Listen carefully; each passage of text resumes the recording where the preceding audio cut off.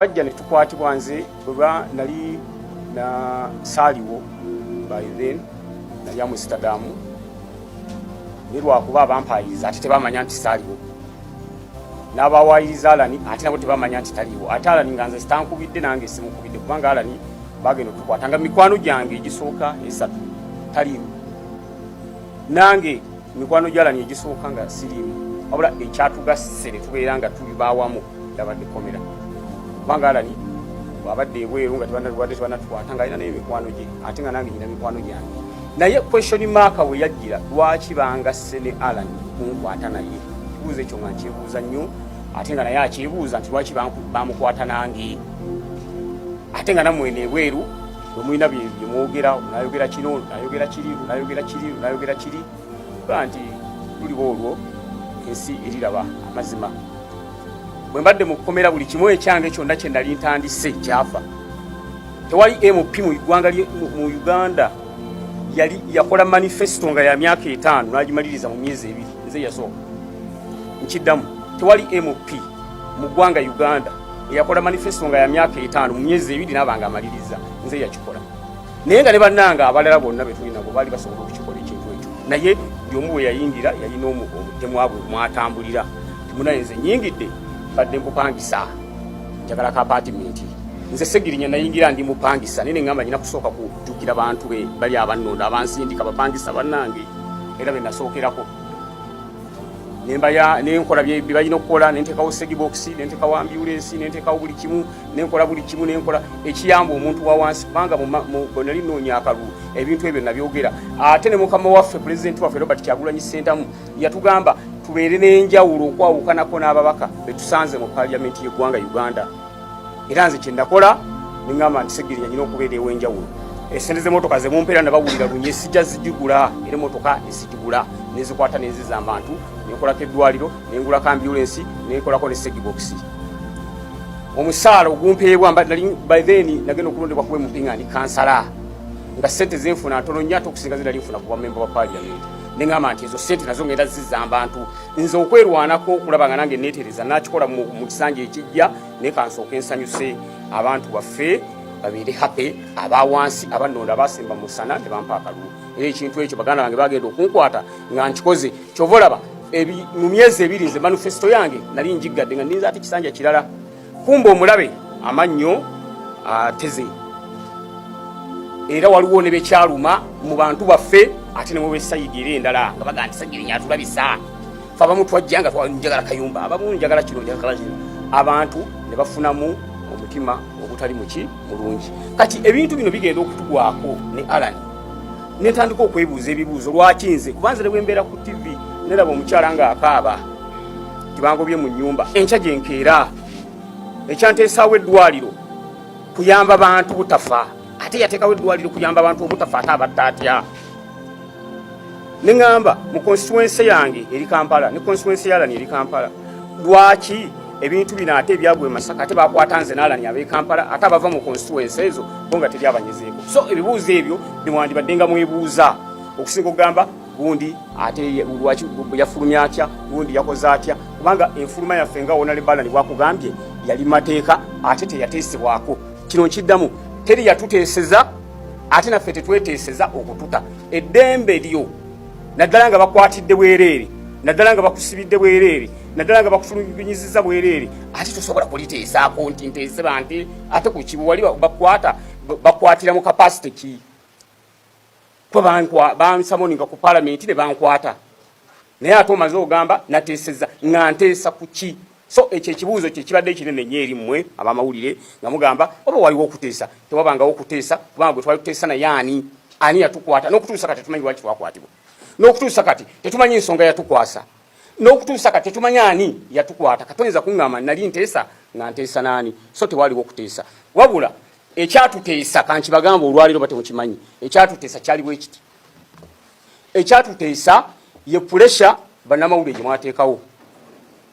ekyatuteesa ye puresha bafutu soja gye baateekawo ekyatuteesa ye international community okuteeka puresha kugwanga Uganda nti wachi mukwatira abantu obwerere ate nga tukyalwana na beffe twafulumye ne bannaffe abalala bakwatibwa bateebwe kubanga nabo tebalina musango abali mu kooti martial n'abali mu kooti sendala nabo tusaba bateebwe nga ffe twateebwa nabo bateebwe kuba tebalina musango. Ekyatuteesa ekirala yembeera constituency zaffe abalonzi baffe abatuteeka mu parliament gye baateekawo ne bagamba ababaka baffe lwaki mwabakwatira obwerere. Ekirala kyatuteesa nga tewali bujulizi butuluma kitegeeza yatukwata yatuwaayiriza ye yafumba bufumbi kintu kye n'akiteeka waawo ate nga tekiriiko bujulizi kubanga mubadde mu kooti nga mujja ne be bagamba nti be batulumiriza baavaayo ne bagamba nti ffe baatukubanga miggo nga batugamba lumiriza Alani Ssewanyana bankubanga miggo nga bagamba lumiriza Ssegirinya Muhammad kyekyankubyanga emiggo era ne bankaka nkole statement ey'obulimba kitegeeza n'abaana abo okuvayo ne bakonfessinga nti bannaffe naffe abo tetuwamajja ate nga bwe kiri olaba nze n'Alani otugatta obugasi nga tutudde ku meeza tekisoboka kubanga ebbanga Alani lyabaddewo nange lyembaddewo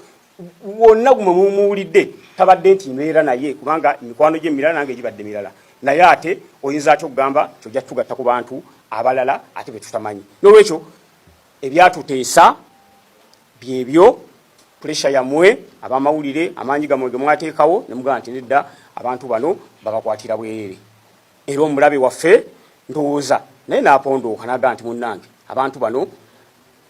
nakkiriza ne tweyimirirwa ne tufuluma ne buli lw'ogamba twaliwo okuteesa kuki era eyo question tumanyi gye mbadde mulina mitwe gyammwe ey'okuteesa mwateesa kuki mwakola ki tewaliwo kuteesa kwonna ekyo bannamawulire njagala muve wano nga mukitegedde naye kye njagala okubategeeza nti mu kuyimbulwa kwaffe twagenze okukomawo kisooka nga tuli balwadde era ekyo ekyobulwadde kyekimu ku kisinziro tusiba okuba nga tuluddewo okwogera kwanza badde banjijanjabira Lubaga hospital naye nga ndi outpatient nasooka nembeera ennaku bbiri then nembeera outpatient nga bwe ngendayo bwe banzijanjaba ne bakifindinga out nga nyina skin cancer mbiina gubalagadda sinza kuddamu gubalaga ekibumba bwe bansibira nali nfuna eddagala mu Nairobi hospital ng'eddagala eryo linnyambako okubeera nga ekibumba kitereera kuba bwe bansiba siddangamu okufuna ku ddagala eryo lyonna era ekibumba bagenza okuddamu kikebera ng'amabwa gagezze. Ekirala nyina hypertension eri waggulu yange eri 200/140 kakati basawo bawo no bonna byabalemeddwa nga solution ya kugenda either Nairobi hospital ba mu nsi z'abazungu endala babenga bakola ki batujjanjaba n'okutuusa olwaleero tetuna bagenda kujjanjabibwa olw'ensonga passport zaffe zakwatibwa era zaasigalayo ng'omusingo nga tufuna ki nga tufuna bbeeyo kyokka oli akugamba wateesa ne passport yo tosobola gy'accessinga gifuna kati bwe twateesa naye lwaki passport ayita tetumugamba nti zituwe bituba nga waliwo okuteesa kati lwaki tumugamba nti munnaye twateesa naawe netuta kati tuwe passport oba abaateesa abalala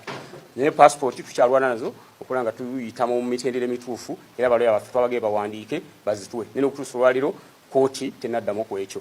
N'olwekyo kye tubasaba Abaganda baffe tukyali balwadde era tukyalwana okulaba nga tweyongereyo tujjanjabwe